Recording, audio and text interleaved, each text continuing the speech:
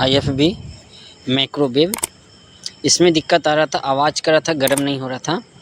इसमें मैग्नेटोन ख़राब था, मैग्नेटोन चेंज कर दिए हैं और 1 मिनट का टाइम लिया है, क्विक स्टार्ट मार दिए हैं और इसमें आलू डाले हुए हैं।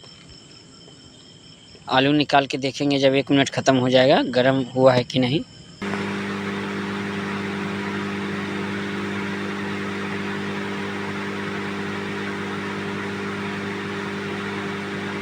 स्टॉप कैंसिल मार दीजिए। कैंसिल मार दें? आप हो गया, बहुत देर हो गया, वो 1 मिनट कम कीजिएगा। देख रहा है में भुजिया का स्मेलो आ रहा है।